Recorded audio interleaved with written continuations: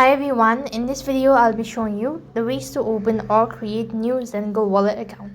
So to create an account you have to first of all install the application. Head over to your Play Store and on the search box type in Zengo wallet. When you actually locate the following application, go ahead and press the install button and wait for the application to be installed. Once the application is completely installed, click the open button and now you can start creating your account. So this is how it's going to look like. So click the continue button and then to register you have to provide the email address that you want to associate with and tap the open my email button. So now it's gonna send you a verification code through an email. So as you can see, you'll be receiving it right on this page, so you have to wait patiently until you get the email or the notifications. As you can see, this is the one, so go ahead and open that and click on tap to confirm. Now it's going to direct you to the Zengo wallet page where you have to go ahead and start creating your account.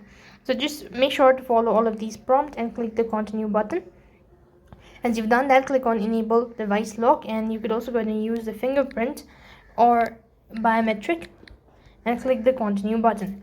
As you've done that, it's going to proceed you to the next field. So here you could go ahead and apply for the pro, or you could just go ahead and press the leader button and select how do you want to start, by buying crypto or whatever. So as you can see that you've successfully created your Zengo wallet account.